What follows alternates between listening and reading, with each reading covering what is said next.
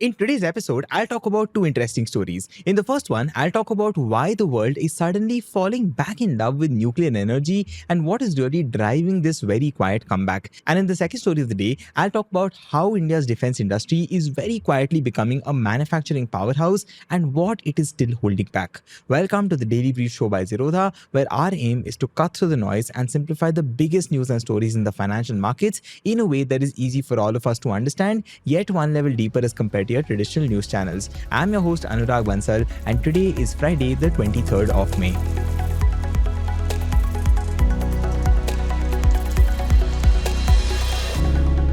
Nuclear energy is making a very quiet and a very interesting comeback. After multiple decades of hesitation, countries across the world are all of a sudden getting very serious about it once again. China, for instance, has just approved the construction of 10 new nuclear reactors. And the US, which had not added a new one in over 30 years now, has also finally completed 2 of them. Also, France is doubling down on its already massive nuclear setup, and Vietnam is partnering with Russia. In fact, even Germany, which for a very long time has been known for its strong anti-nuclear stance, is very quietly softening its opposition. So the question is, what's exactly going on? In order to understand this movement, let's first take a look at why nuclear power matters in the first place. See, electricity is one of the most fundamental things that a country requires. But the thing is, making electricity in a way that is reliable, affordable, and clean is where the big challenge is. See, for many years, countries have been moving towards solar and wind, which are cleaner forms of energy that do not really emit carbon. But the thing is that these sources are intermittent. The sun does not shine at night, the wind does not blow on command, and unless we figure out how to store these massive amounts of energy,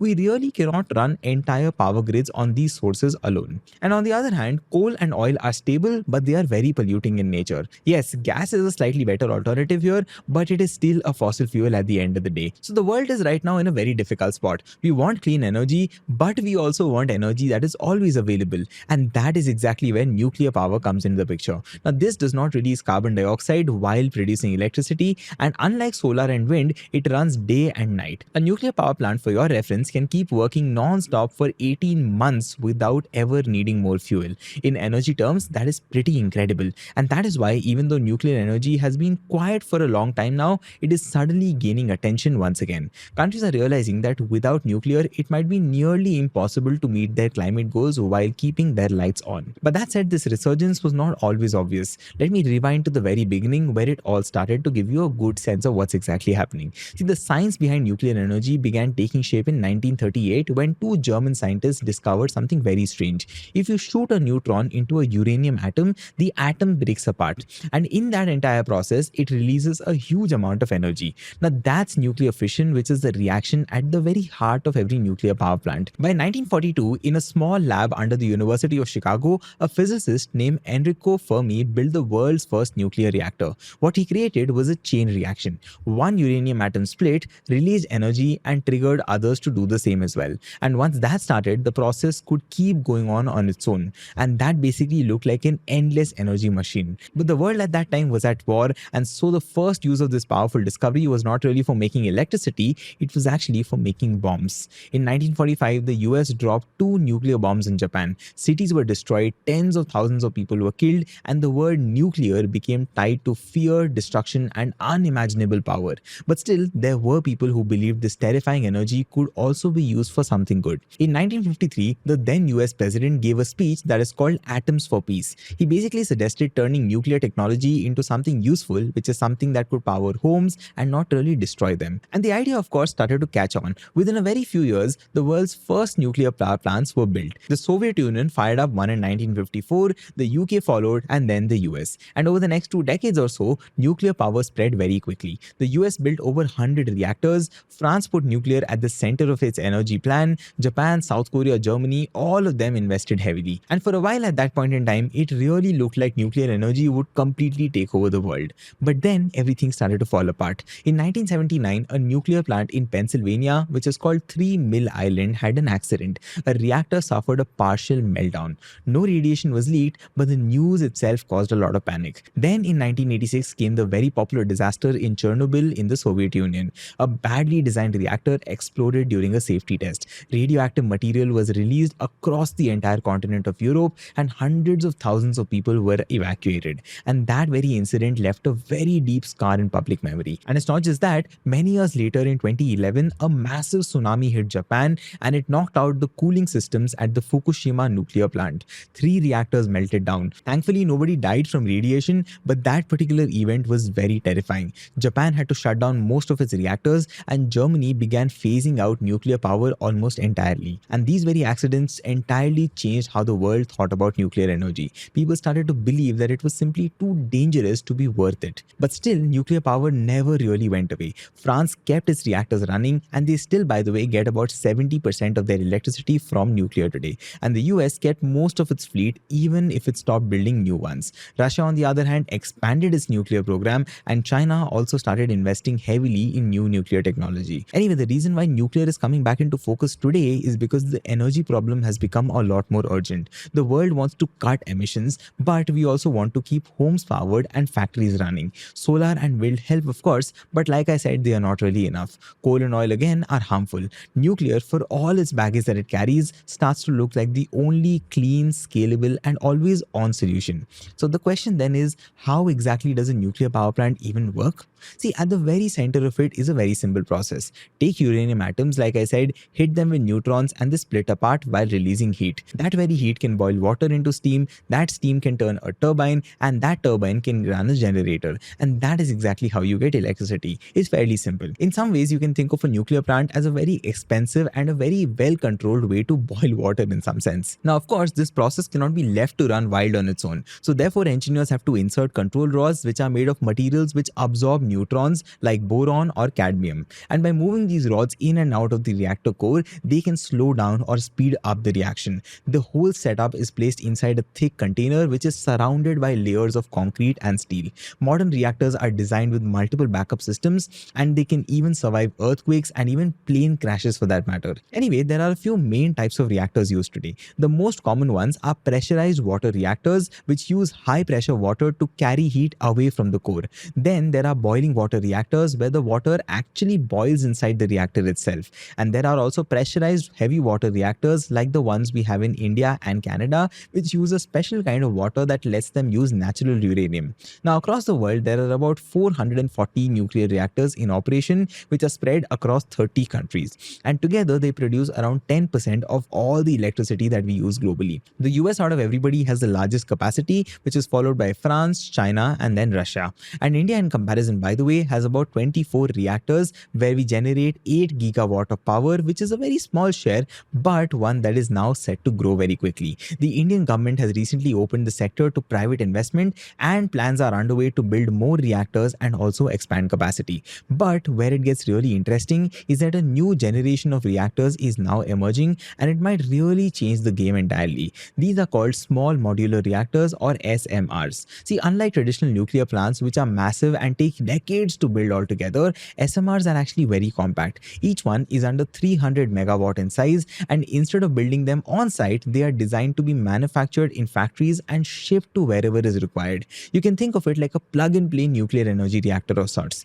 And because SMRs are smaller and made using standard designs, they are also much cheaper to build. And more interestingly, they also come with built-in safety features that do not require human intervention during emergencies. And because they are modular, you can also add more units as the demand grows. Now, that particular flexibility is starting to attract major interest, not just from governments, but also from tech giants like Microsoft, Google, and Amazon. These companies basically need enormous amounts of electricity to power their data centers, and SMRs might be the way to meet those needs cleanly and also reliably for them. But like everything else, there is a very big catch here as well. Most SMRs are still under development. In the US, a company called NewScale was expected to be the first one, but they delayed their rollout and lost key customers. China is working on one which is called Linglong 1, and Russia has built a floating SMR. India is designing one as well, but that is still really on paper only. So while the idea is definitely very promising, SMRs have not yet proven themselves at scale. And until that very thing happens, they will remain a bet on the future, not really a solution for today.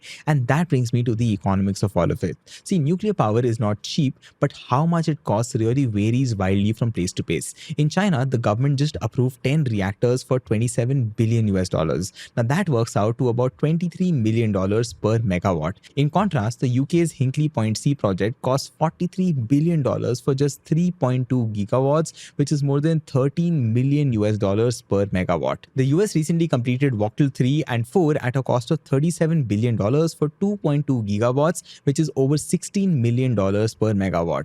Now you might be wondering, why is there such a huge gap here?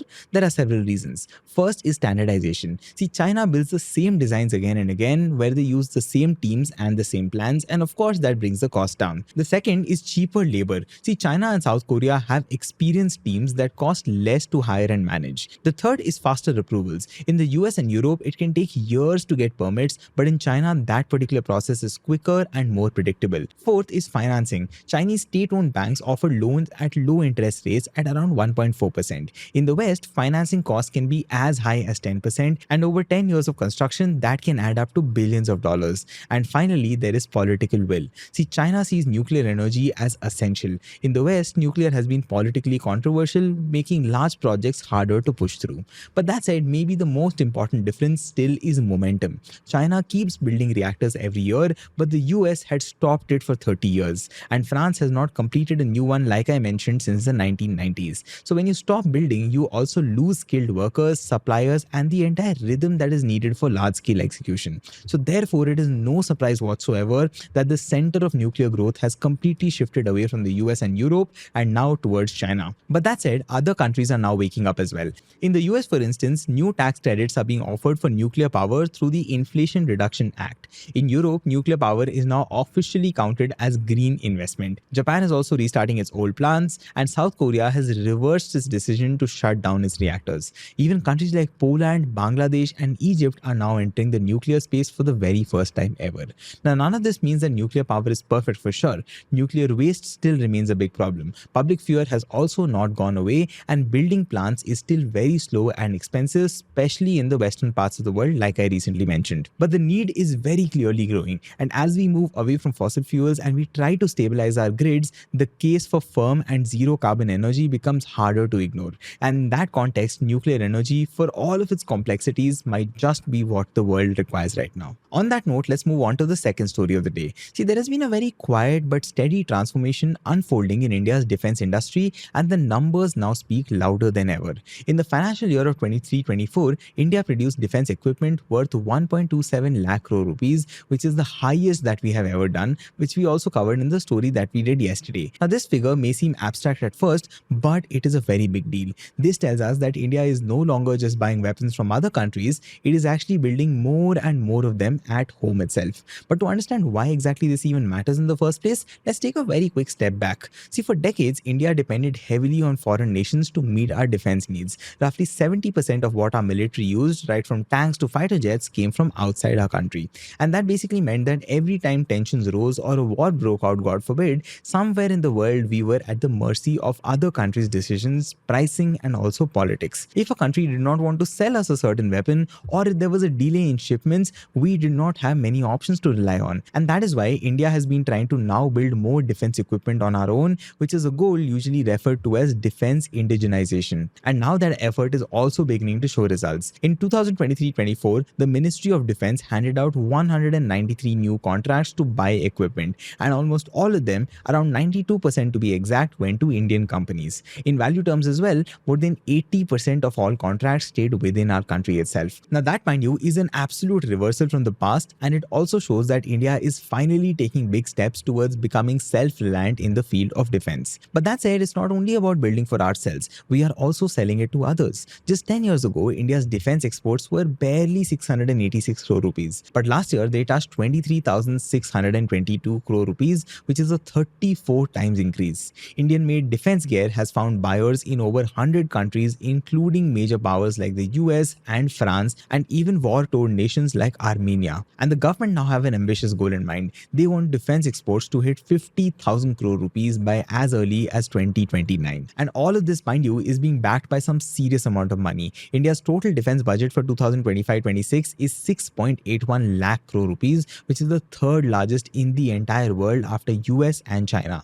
As a percentage of our economy, defense spending comes to about 2.2% of GDP, which is close to what countries like the UK spend as well. And the effects of all of this investment are also now beginning to show. But before we jump to conclusions here, it's worth asking before that, what exactly are we good at even building in the first place? Are we making fighter jets, tanks, missiles, or just bulletproof jackets? Let me break that down very quickly. See, in the aerospace segment, which includes aircrafts and helicopters, India has made some very big strides. Hindustan Aeronautics Limited, or HAL, is the main company here, and they have been responsible for building planes like the Tejas light combat aircraft. Now, for your reference, the Tejas is an indigenous jet that took decades to develop, but it is finally being inducted into the Indian Air Force. But that said, this space has only one big weakness right now, which is engines. See, most of our aircraft, including the Tejas, use engines that are made abroad. The same also goes for some of the most advanced sensors and electronics that go into these particular planes. So while we can design and assemble the aircraft at home, the most crucial part actually comes from other countries. Anyway, when it comes to land, which is the space of tanks, artillery, and armored vehicles,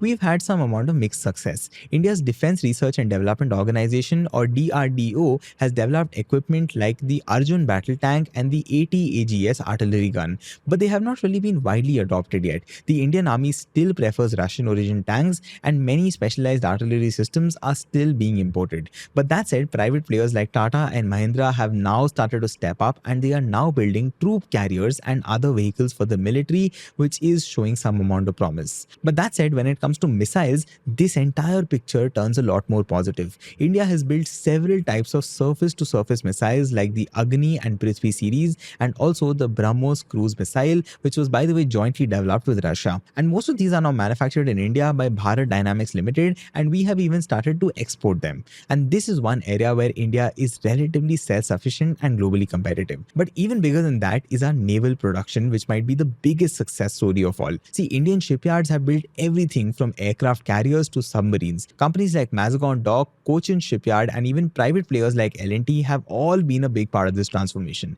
The INS Vikrant, which is India's own aircraft carrier, is a great example of this journey. And while we definitely still import some key components like high-end engines or certain weapons, the bulk of the warship manufacturing happens right here in India, which is a huge shift from just 2 decades ago.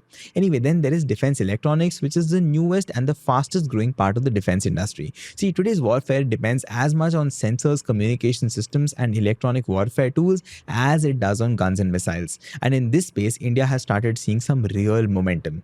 Bharat Electronics Limited, or BEL, which is a public sector unit, is a major player in radar and communication systems. And several private companies like Data Patterns, Astra Microwave, and Paras Defense have emerged to supply high-tech electronics to the military. Now, this space is still growing, but it is very closely to be watched out for. So the thing is, when we look at the bigger picture now, the pattern becomes very clear. We are among the world's best at building ships and missiles. We are decent at making aircrafts and land vehicles, but we still depend on imports for the critical parts, and we are now racing ahead in defense electronics. But that said, we still have some catching up to do there. But despite all of this progress, we remain one of the top arms importers of the world, making nearly 10% of global defense imports by value. One of the biggest reasons for that is our limited investment in research and development. The thing is, if India wants to really become self-reliant in the field of defense, we must double down on R&D. Most of the defense R&D in India is done by DRDO, which is a sprawling network of over 50 labs. Now, DRDO has delivered several key systems over the year, but its performance has been mixed. Some projects have taken far too long, and some others have seen limited success in actual deployment. The deeper problem is that we just do not spend enough on research right now. Currently speaking, less than 6% of India's defense budget actually goes into R&D.